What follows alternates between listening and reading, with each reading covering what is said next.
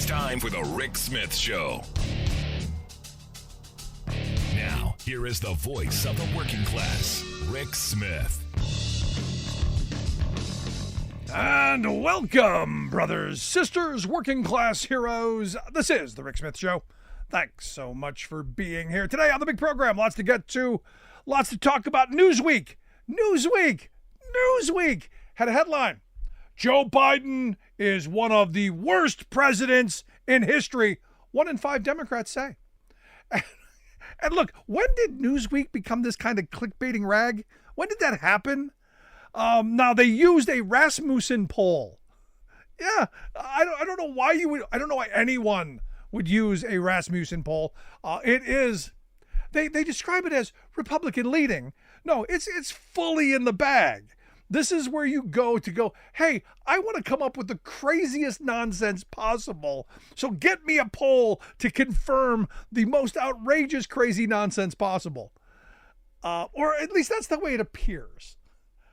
But here's the thing. You're going to see this. You're going to see this kind of rhetoric coming out of the right because they have to. Because understand, history is going to be really kind to Joe Biden. When you think about all of the things that he had to wade through, the fact that in the first time in the history of our country, you had a contested transfer of power, a blood-filled transfer of power.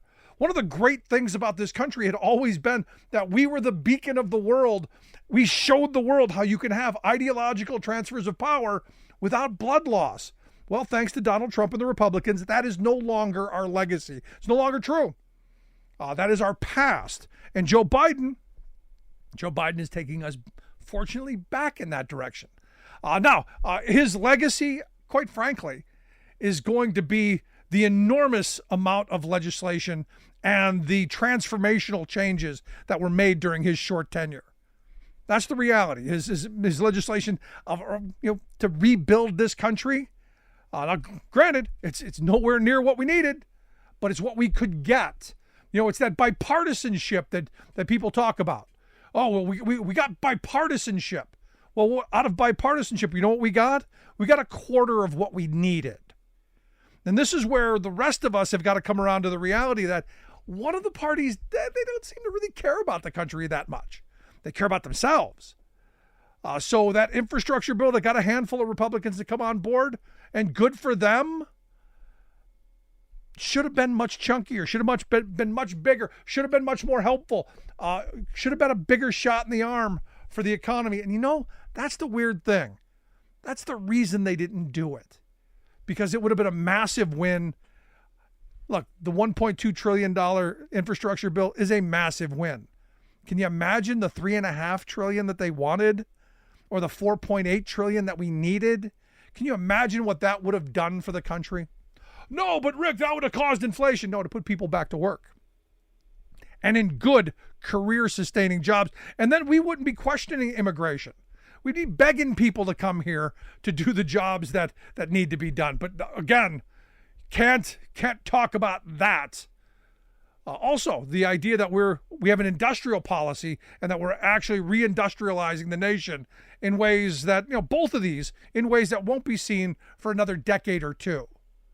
But when history looks back, it's going to be very, very, very positive. Now, I think the reality is Biden's downfall was the inflation. The rest of the world suffering under much, much worse inflation. But we as Americans, we're insulated. We don't care about the rest of the world. We care about ourselves. Me. And inflation has been hard on working people. There's no question about it. And from the beginning, I kept saying, look, it's not Biden's fault. There's no switch in the Oval Office that goes inflation on, inflation off. There's not. There's policies. There's things we should and could be doing. But ultimately, the invisible hand of the market that the right says they love so much, that has something to do with it, especially when the invisible hand is planted firmly in your pocket, robbing you blind. Because we now find out, you may remember back in April, I think we talked about this, that the Federal Trade Commission put out a report that, surprise, surprise, found that the big the big grocery chains, the supply chain folks, the people who bring us our food, the people who do all of this stuff that we buy. Yeah, they were gouging us. They were taking advantage of the situation because you're going, hey, well, you need it. You're going to buy it anyway. And we're going to gouge you with it. Now, look, the report, according to the New York Times, found that some large firms accelerated and distorted the effects of the supply chain snarls, including by pressuring suppliers to favor them over competition. Now, this is an FTC violation. This is something, as I was saying back then, maybe we should be looking into this stuff, bringing these CEOs in, grilling them in public, and having the message of, hey, we're trying to fight inflation by going after these greedy you-know-whats.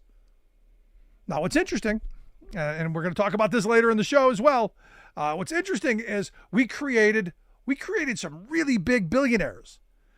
You think about Elon Musk, who before the pandemic was worth about $20 billion. A lot of money, most certainly, without question, lots of money. After pandemic, $258 billion. Little difference. Bezos, same kind of thing. $83 billion before the pandemic, $216 after. Zuckerberg, $72 billion before the pandemic, $187 after. Buffett, $81 billion before, $131 after. And these are billions with a B, lots of zeros. And how did that happen? Happened a couple of ways. Corporations are lining their pockets, bigger stock, bigger payouts to their CEOs, lower taxes, more for them, less for everybody else. And what I haven't heard, where are my Tea Party folks who during the Tea Party years were screaming redistribution of wealth? Because we just lived through and are living through a massive redistribution of wealth from the people who work for a living and create the products and the wealth that the very wealthy get to line their pockets with. And you go, but Rick, what could we have done? Well, we could start by taxing them. We could dig up the policies of the good socialist President Dwight David Eisenhower back to a 92% top marginal tax rate. We could raise the minimum wage, which oddly enough, today, 15 years ago, today was the last time the federal minimum wage was raised. Still, 15 years later, $7.25 an hour. And there are 20 states, the state that I live in, Pennsylvania, among them, who have not raised the minimum wage. And you go, but it's a states' rights issue, Rick. No. At some point, the floor has to be raised for everyone, and this is what the federal government should be doing. But we're not, because our government has been hijacked by crazy. Our government has been hijacked by people who hate government, who don't want to do anything. And the people who fund them and put them in those positions don't want anything because they're happy. Why? Because they're lining their pockets. A dysfunctional government like we have, what we get to see every day, is really great for rich people. Not so good for workers. Not so good for working families. Seems simple to me.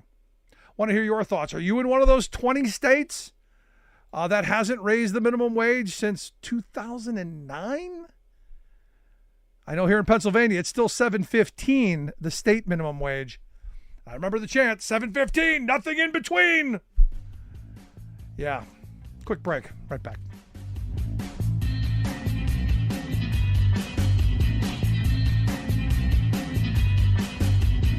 We are AFGE, the American Federation of Government Employees. We represent 700,000 federal and D.C. government workers who are the vital threads of the fabric of American life. We support our nation's military. We take care of our nation's veterans. We protect our nation's borders. We respond to our nation's crises and natural disasters. We provide services to our nation's seniors. The American Federation of Government Employees. We work for America. We are AFGE, the American Federation of Government Employees. We represent 700,000 federal and D.C. government workers who are the vital threads of the fabric of American life. We support our nation's military. We take care of our nation's veterans. We protect our nation's borders. We respond to our nation's crises and natural disasters. We provide services to our nation's seniors. The American Federation of Government Employees. We work for America. Welcome back to the Rick Smith Show. Now, here is Rick Smith. So, got to tell you, I'm pleasantly surprised at how fast my friends in the labor movement are moving to get behind a candidate to. Well, we're in unprecedented times. You got a guy who's running on the Republican side who was really bad, but I got to tell you, it's encouraging to see the kind of movement and momentum.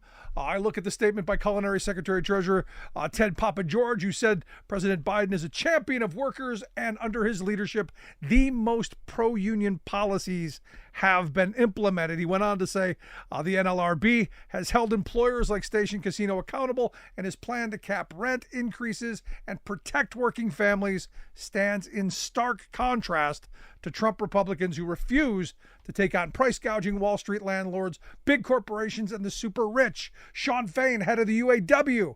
The path forward is clear. We will defeat Donald Trump and his billionaire agenda and elect a champion for the working class to the highest office. And on Monday, the International Union of Painters and Allied Trades endorsed Kamala Harris for the Democratic nomination for president, and Jimmy Williams Jr., the general president there at IUPAT, is here to share some thoughts. Jimmy, thanks for taking time for us. Absolutely, Rick. Thanks for having me. So I got to tell you, in looking at how fast things have moved, I'll tell you, I didn't think the labor movement could move this fast. Hey, we don't have much time to wait. We have 105 days till Election Day. And I think the labor movement's reaction, it's just like the reaction you're seeing throughout the Democratic Party was, we got to unite. We have to unite to beat what is, without a doubt, the biggest threat to the American working class in a generation, which is a second Donald Trump administration. We cannot take our eyes off the prize. No, I'm right there with you. But I think we have historic amnesia in this country, because I think a lot of people, especially a lot of my union friends that I've been talking to, they don't remember how bad things were for unions during the Trump administration. They don't remember that the head of the general counsel of the NLRB was a guy who was instrumental in firing the PATCO workers. There's a lot that we've seemed to have forgotten. And I think taking a couple of minutes and going, it was bad, especially from a position where you're in. It wasn't just bad then. It's how bad it's going to be into the future, too. Just taking a look at the fact that when Donald Trump was elected, number one, I don't think he ever thought he was going to win, but he did. He wasn't prepared to lead right off the get. And 2/3, if not more, of the people he had around him left him before the end of the administration. And he was left with some of the craziest people that I could ever remember working in government. Those folks have abandoned him. A Donald Trump coupled with Project 2025 is scary for all American workers, but specifically for us union members and us union leaders. No, and this is, I said this a while ago. Look, the machinery that wants to destroy our government and what our country has become, all of these right-wing think tanks, the state policy networks, all of the moneyed interest, mechanisms. They didn't think Trump was going to win either, so they didn't prepare to have a transition and to push policy through right away. And to our good fortune, Trump wasn't really interested in any of that.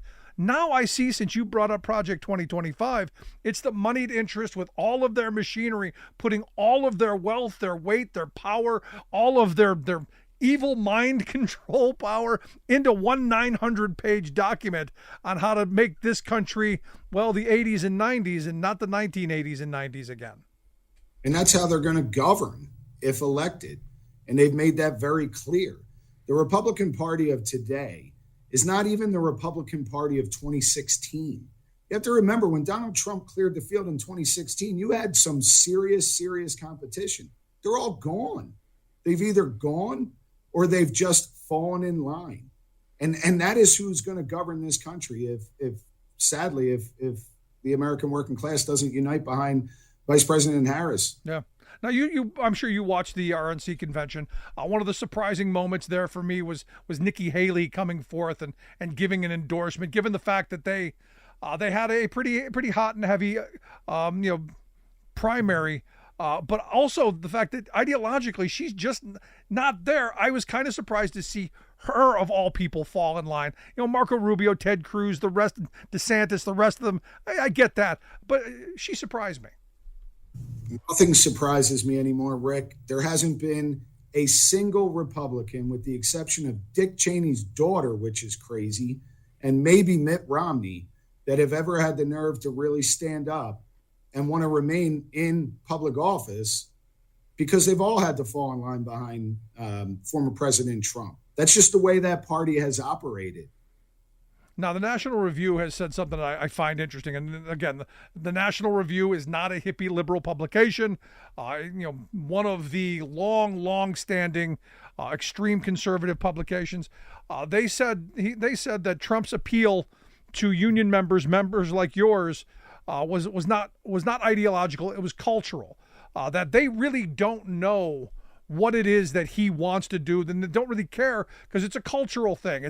It's about the outrage. It's about the anger. It's about what talk radio has been feeding them and cable news, and not really what his agenda is. Do you find that to be accurate and something that you find in your members? And if that's so, how are you combating that? Yeah, I agree with that 1,000%. And, we've been talking to our members. And when we talk to our members, it's obvious that it's not about the issues sometimes, and that these cultural divides that have been used to pit working people against one another, they're real. We have to acknowledge that. And we really do. And what's on the ballot now, with the stark contrast between having the first ever, woman, person of color, nominated to lead as the top of the ticket against Donald Trump, we're going to decide what the American future is going to look like in November. And listen, I will always stand on the side of unity, on inclusion, on standing side by side with people of color, with women, with folks from all backgrounds, because I really do believe that Donald Trump has tapped into the worst amongst the working class by tapping into people's fears about immigrant workers, about people of color, about women. That has been the agenda from day one, to scare people into being outraged versus uniting people. And, as I've been watching the dog whistling and just the outright everything that you've pointed out, the attacks on policies that have they've deemed basically racist. It's interesting to watch the right do this dance without saying what they want to say out loud. They use coded language, and sadly, we haven't done enough. I don't think we've done a good enough job calling them out on it. Hey, we have to. We cannot allow in this election for the same thing to happen in 2016, where there was definitely a dog whistle about having a woman lead this country. Same thing as the dog whistle that was sounded by former President Trump before he was ever elected, with some of his racist remarks about President Obama. We can't allow that to happen this time. We just can't. Yeah, no, I'm with you. So, I said from the beginning, after the Thursday debate with President Biden, that I believe he's going to do what's in the best interest of the country. I fully believe in Joe Biden. I think he more than anything is a patriot and someone who history will look very kindly on because of this decision, because it's going to give us a chance to save the country from the kind of a future that I fear a Trump presidency will bring us. I wanted to give you a minute to kind of look back over these last 3.5 years and go, what will be Joe Biden's legacy? How will our grandchildren remember him? I think it goes beyond just the last 3.5 years. I mean, Joe Biden's public service has been there from the minute he decided to take office way back in the 1970s. And when you really think about Joe Biden's legacy, it looks, in my opinion, it's twofold. Number one, he stood aside in 2016 to allow for a historic nominee in Hillary Clinton to run for office. He was vice president of the United States then. And he allowed for the Democratic Party to unite behind the first woman candidate to run for president at the time. He's done it a second time. And that just shows you the type of values that Joe Biden has personally. But when you look at his legacy as president of the United States, it is unparalleled for working people.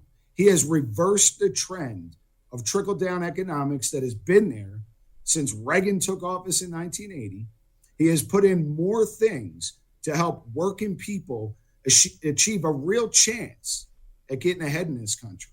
And he has done it through policy, he has done it through legislation, and he has done it in his actions. And who he is as a person, this country will recognize Joe Biden as not only the best union president of my lifetime, but also probably one of the best statesmen we've ever had in our country. No, clearly he was the right guy at the right moment, because one of the things I give him the utmost credit for is being able to tap down some of the anger and some of the real heavy divisiveness, and I give him credit for that. He was the right guy in the right moment, and I hope you're right. I hope history does remember him kindly, and for the investments and the things that we will be seeing going forward. Unfortunately, inflation was, I think, the big downfall here, and I wish they would have done what I wanted them to do from the very beginning, was to enact some kind of the old Truman commissions, or a commission to go after price gouging, that we now look back and go, the big grocery chains, they gouged our eyes out, not because they had to, but because they could, and they wanted to, and they lined their pockets. That's the only thing that I think I would have changed. Yeah, I mean, listen, every president and every leader is always second guessed. But when you think about what this country's response to a global supply chain problem was, Joe Biden doubled down on the American worker by creating more jobs in the manufacturing setting, and in the global supply chain. We have outperformed most countries. And you got to give him credit for building those types of jobs as the American response to what has been a global problem with inflation. No, I'm right there with you. I want to pivot back real quick, because I want to make sure that we understand going forward that there are two very differences. They're two very different parties, different ideologies, different directions, and different effects for working people. And Republicans have, through the Heritage Foundation, written down what their beliefs are. They have a platform they've written down for us to read. They have told us what they want to do. And I look at you as someone in the building trades, and on what I think it's page 604, 605.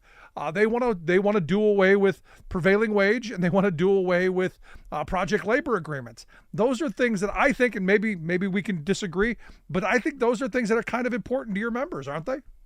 Yeah, I would say so. They're the pillar of what it looks like to work in the construction industry in a dignified way. And they're the things that keep wages from being, dropped down to next to nothing, or whatever your employer wants to pay you.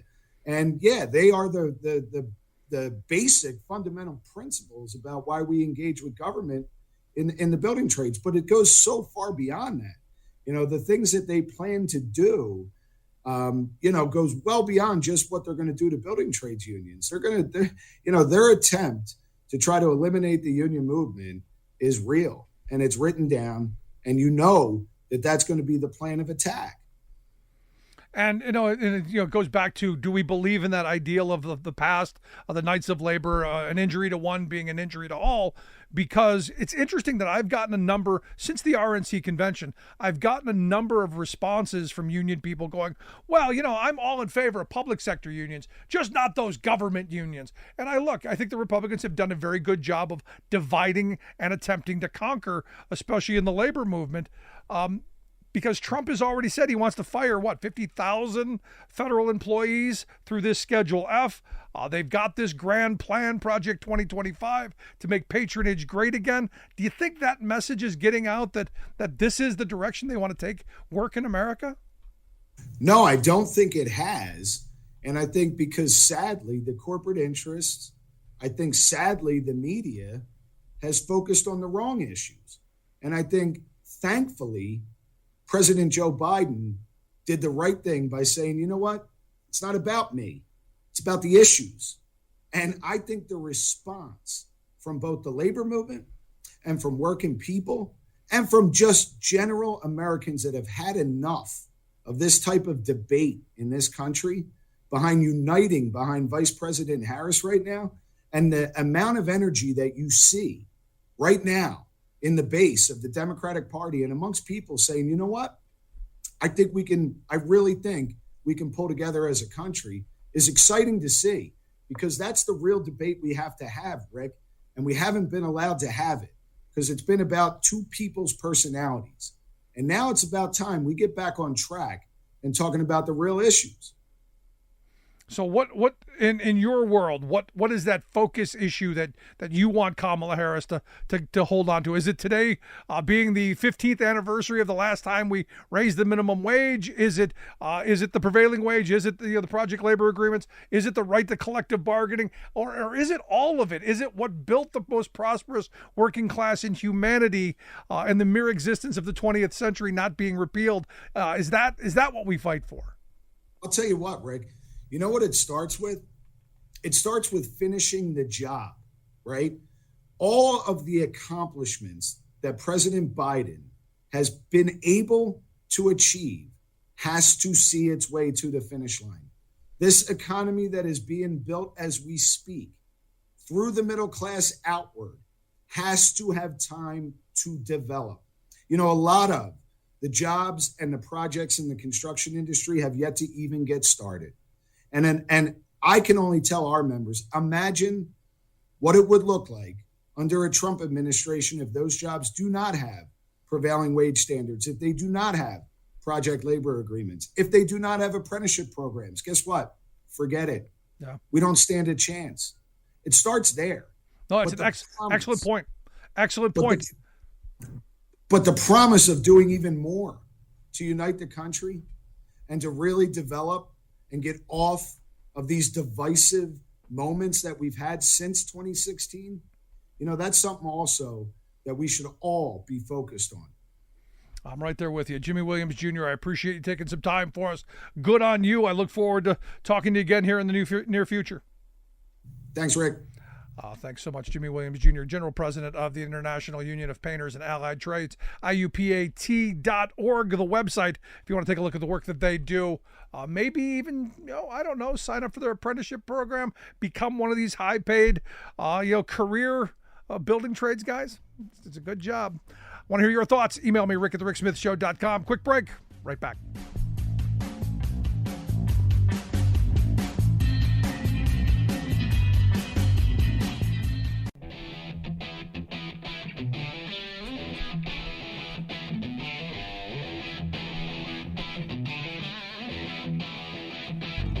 Welcome back to the Rick Smith Show. Now, here is Rick Smith. So, as we talked about at the top of the hour, rich people got really richer. Pre-pandemic, rich. Post-pandemic, oh my God, rich. In fact, so rich, we have a major breaking accomplishment news bit. Our billionaire class, the people that we created, now officially worth $6 trillion. And I think there should be a celebration, a cookie at least, but some bit of happiness, some national celebration. Maybe mark it as a day of remembrance, a big holiday. Because after all, look, a lot of starving children, a lot of veterans living on the streets, a lot of homeless families. They went without, so that we could help this wealth class reach this plateau. Look, this is historic stuff. As were my grandparents' generation, their pride was ensuring that, you bought a little house, a little white picket fence, car in the driveway every couple of years, 2.3 kids, mom stays home, one income supports a family. That's what gave them pride. Us, we got a billionaire class, the biggest billionaire class ever. and here to share some thoughts on just maybe how we got here and maybe how we fix this. I've asked my good friend Will Rice to come talk with us. Will is a policy consultant for the good folks over at Americans for Tax Fairness, americansfortaxfairness.org, the website. Will, thanks for taking time for us. Oh, thanks so much for having me back. So congratulations, Will.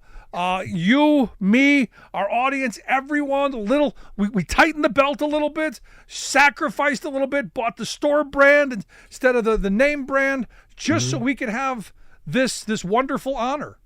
Right. And I know the billionaires would certainly appreciate celebration. They like to be congratulated for what they've accomplished, even though what they've accomplished depends a lot on what you and I do on the public highways and the public ports and the courts of law and the law enforcement and everything else that's a collective effort. They benefit from that. They don't pay all that much in taxes to support it, but it helps them reach milestones like $6 trillion. It is quite an accomplishment we have gotten, I got to tell you. And look, I am being facetious here, but in reality, the fact that they've gotten to $6 trillion and we still aren't going marching in the streets with pitchforks and tiki torches or whatever, with big signs like Sean Fain's shirt going "Eat the Rich" is mind blowing. The fact that we're still pointing our fingers at hungry children and single family homes is just amazing to me. Yeah, it is. And I'm not sure I would be out there with the pitchforks, but I certainly I spend my time trying to figure out how we can spread this wealth around a little better through fairer taxes on billionaires and other hyper wealthy people. Yeah. And I think the more people are aware of how incredibly unbalanced our economy has become, how much money is way up there at the top of the pyramid, the more people will get interested in this whole issue of tax fairness. It's already very popular if you do polling, but I want more people to know some of the details about how we can make our tax system fairer, thereby spread some of that wealth and return us more to a democracy and become less of a plutocracy. There you go. Now, you guys put out a social media post that said Elon Musk in 2017 was worth $20 billion. A lot of money, still a lot of money. But after the pandemic, 2024, holy $258 billion. There's part of me that goes, I want to get a shovel and go dig up Dwight Eisenhower, our last good socialist Republican president, and reenact his tax code, because it looks like we need it. Yeah, what we really need, though, actually, is because billionaires make their money differently than we do. We obviously know they have a lot more of it, but they also live differently. They make their money differently. And our tax code is currently structured, isn't terribly good at taxing the way billionaires make their money. And I should point out, you said 2017. What's significant about that date is that that's when the Trump GOP tax law was passed. And that was a law passed entirely by Republicans, no Democratic votes, that was heavily slanted towards the wealthy and big corporations. And since that law passed, billionaire wealth has doubled. It was a little under 3 trillion back then. Now it's 6 trillion. So I guess the thanks is to Donald Trump then. We have this now wonderful national pride of these very wealthy billionaires. Now, granted, we need money for roads and bridges and education and healthcare and to put food on the table and ensure that people can put clothes on their kids' back and save for retirement, because a couple of generations are going to go into retirement with nothing saved. But hey, we've got this great accomplishment. So is that the reason, or is there more to it than just Trump, or is this all Trump's credit? No, he can't take all the credit, although I know he will. And of course, he's benefited from this as a member of the billionaire class. But some of the parts of his law that definitely contributed to this was they lowered the top tax rate that you paid on ordinary income. And when you have as much income as they do, that's a big deal. They more importantly, they cut the corporate tax rate by 2/5. And a lot of this wealth, the great bulk of it, I would imagine, is made up of corporate stock. So these are the owners of corporations. So when you cut the corporate tax rate, you're cutting the tax rate of billionaires. So they also made it, they made it cheaper to earn your corporate profits overseas rather than here, which both reduces our tax revenue and endangers American jobs. So there were a lot of things in the Trump tax law that contributed to this dubious milestone, but there were other stuff that was in effect even before that came along that also contributed. Yeah, our tax code's been broken for a very, very long time. The fact that, Biden was talking about raising taxes on these people should be a reason that we rallied behind him. Sadly, didn't hear the message. But you were talking about the corporate tax rate. And, just earlier today, I was reading a story that said, the 8 largest pharmaceutical companies in this country paid zero in U.S. corporate taxes last year. And I'm going, how is that possible? They're making billions of dollars. How is it possible they're paying zero? How is it our laws are that bad that they're paying literally nothing? The problem is that corporations are allowed to figure their profits in 2 ways.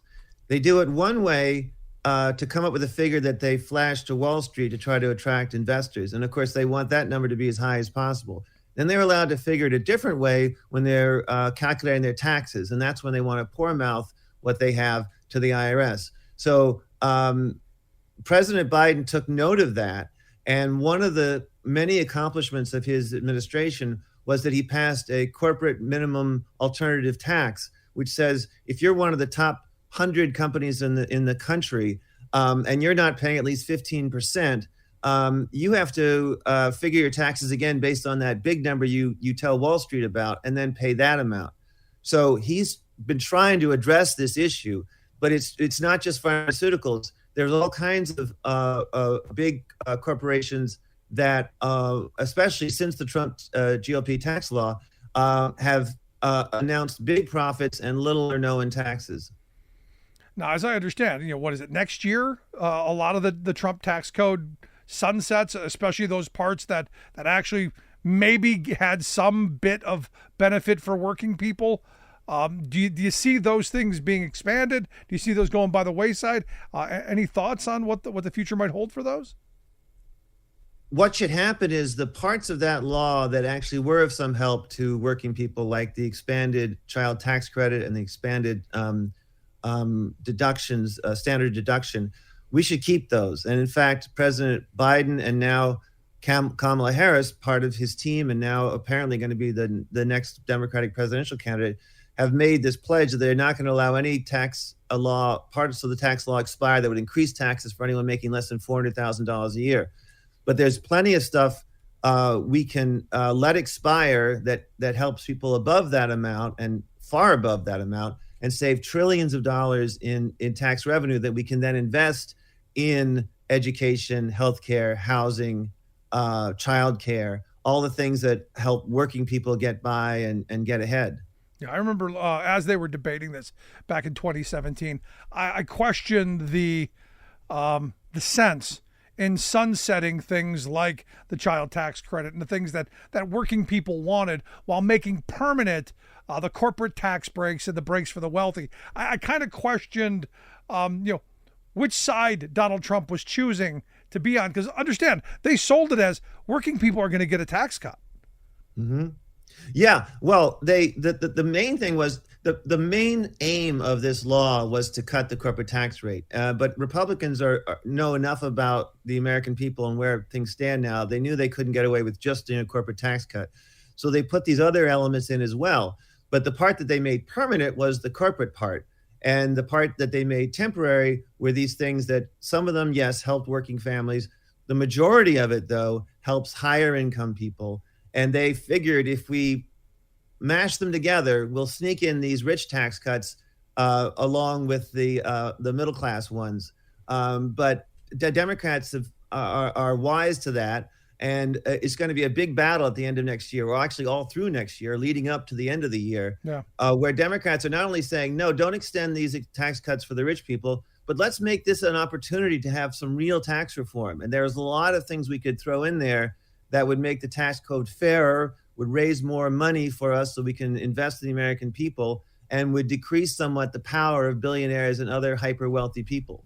I'm glad you brought that up because, look, there's a way of doing a much more progressive tax code, kind of like I jokingly said during the good socialist president Dwight David Eisenhower's era, where there were multiple brackets. The more money you made, the higher your tax rate went, all the way up to the very top of a 92% top marginal tax rate.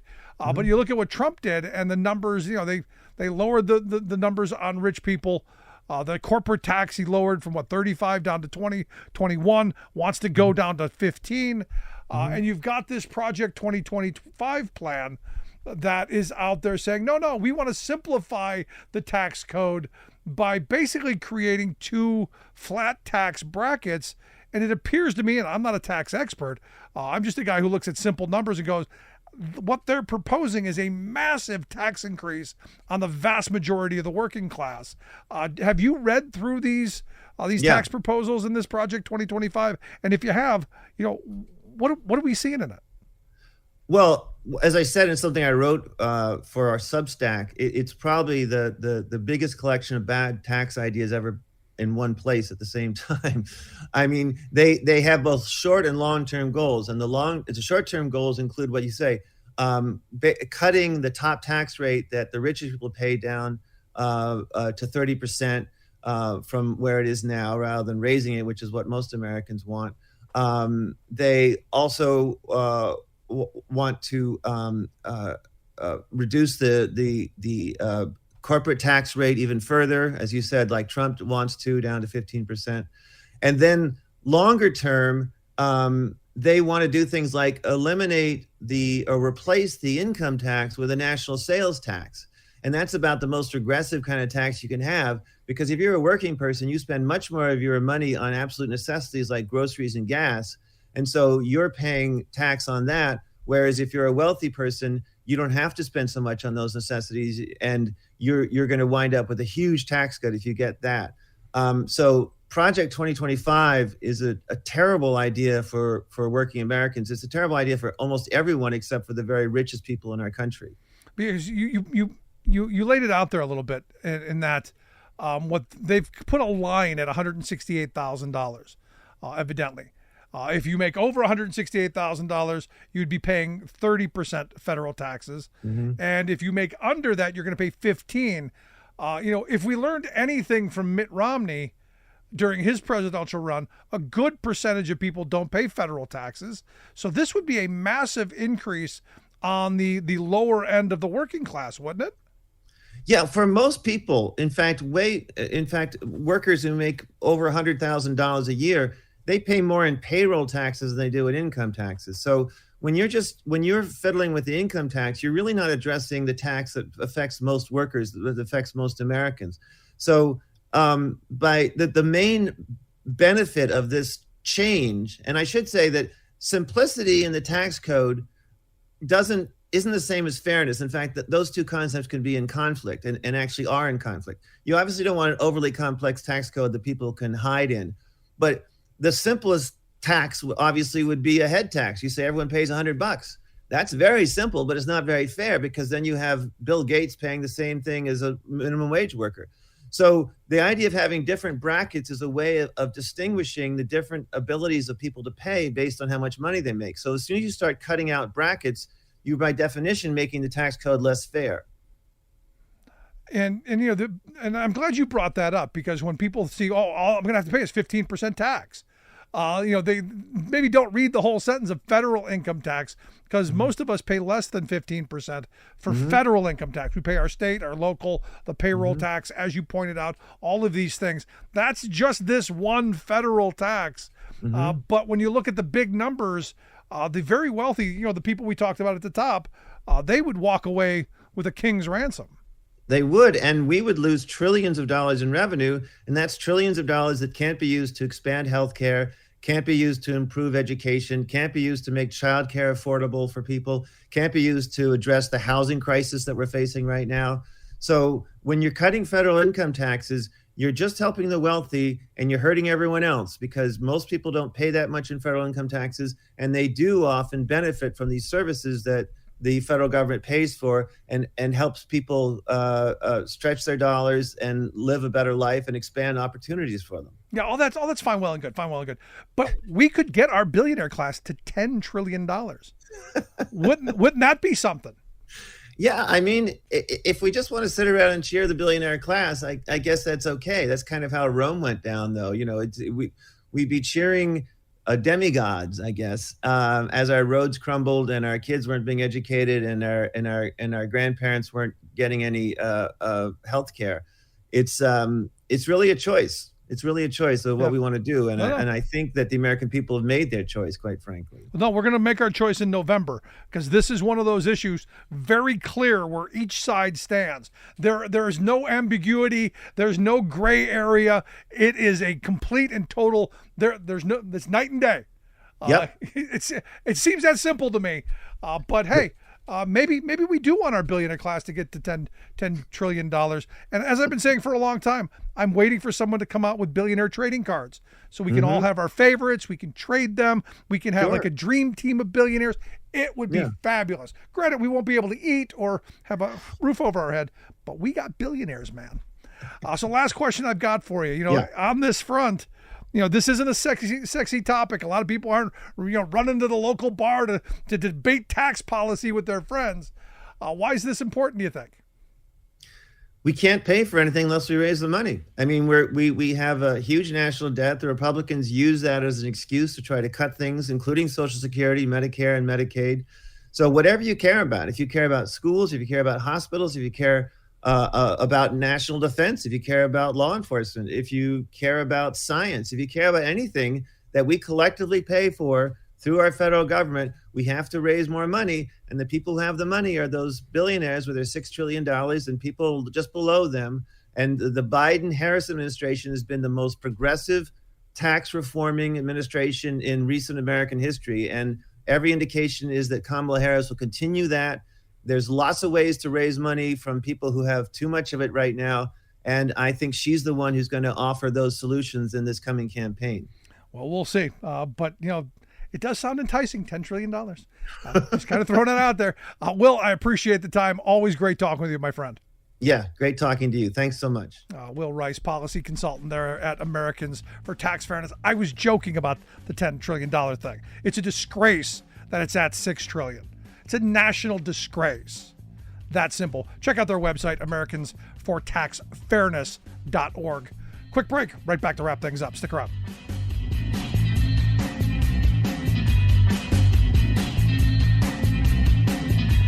I'm Rick Smith, and this is Labor History in 2. On this day in labor history, the year was 1968.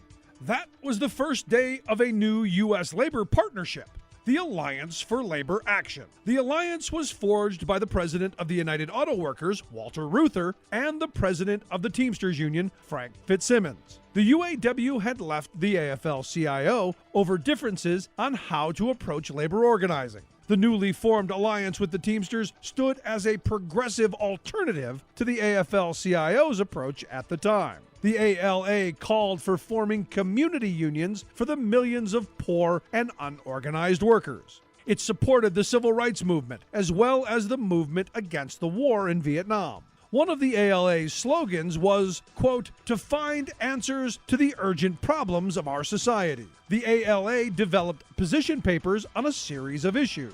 One of those urgent problems was health care. The ALA described, quote, the United States is the last remaining industrialized country in the world which does not have a national health insurance plan which would assure all its citizens at least minimum guarantee of access to needed medical care. In 1969, the ALA launched its first major organizing drive in Atlanta, Georgia. The drive targeted multiple industries and included a massive advertising campaign. But the Atlanta business community stood in staunch opposition to the unionization effort. Despite some successes, the Atlanta effort did not garner the hoped-for results. The ALA suffered another blow when Walter Reuther died in a plane crash in May of 1970. The alliance disbanded in 1972. Universal health care and many of the other causes championed by the ALA remain unrealized. Labor History in 2 brought to you by the Illinois Labor History Society and The Rick Smith Show.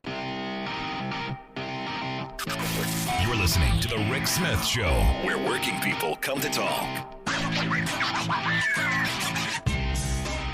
I gotta tell you, $6 trillion in the hands of what is it, about 1,200 people? I mean, you could literally put those people in a good-sized room, and $6 trillion, when the vast majority of people in this country have nothing saved for retirement, have no rainy day fund. A $400 emergency sends them into chaos. It's crazy.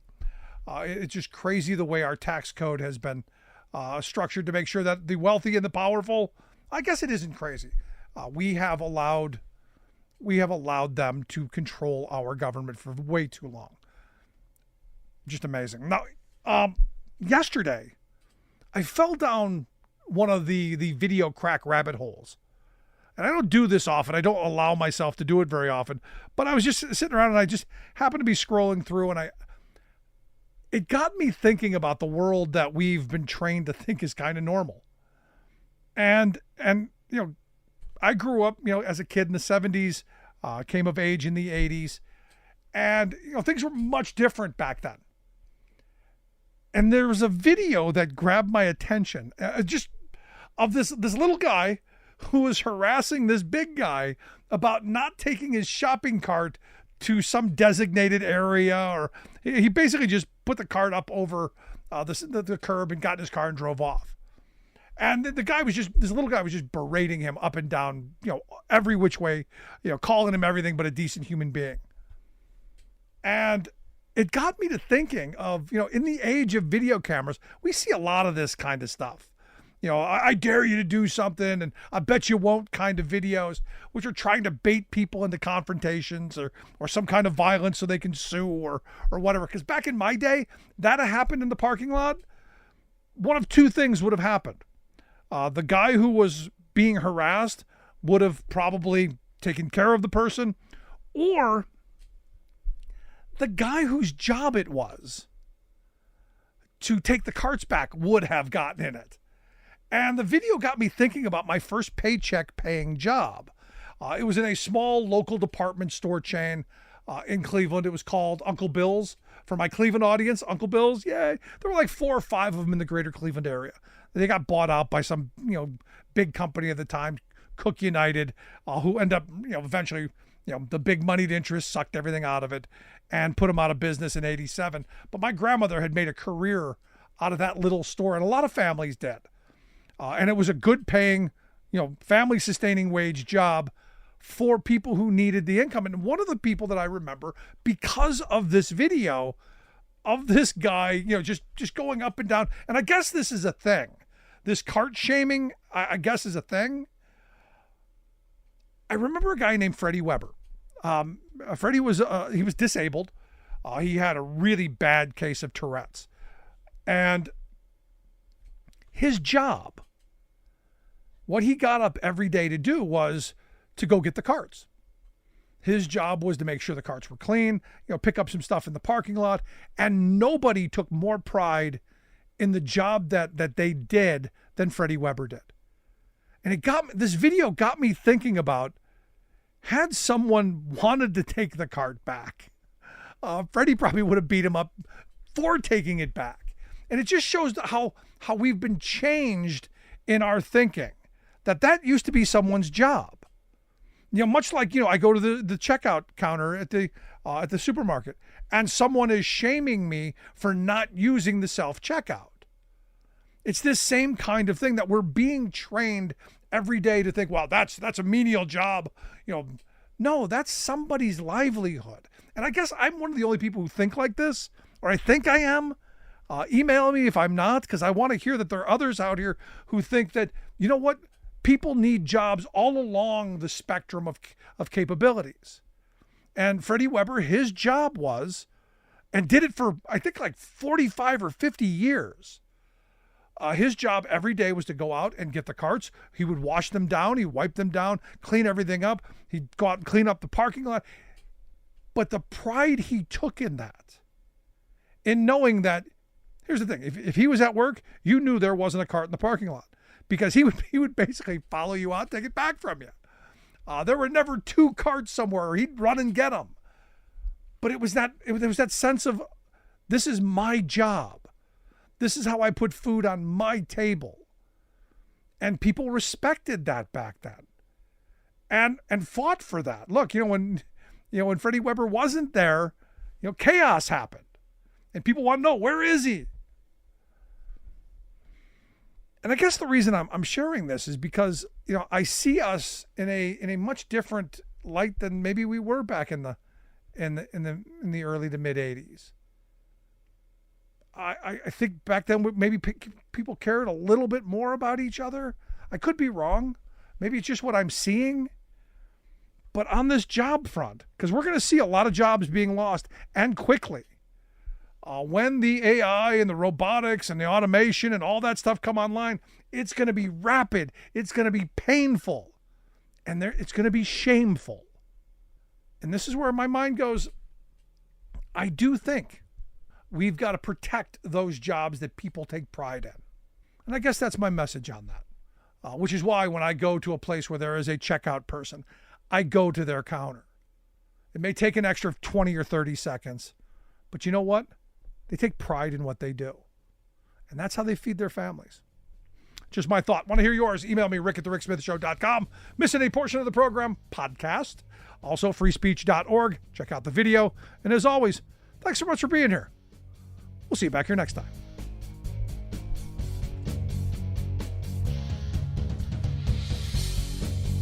You've been listening to The Rick Smith Show.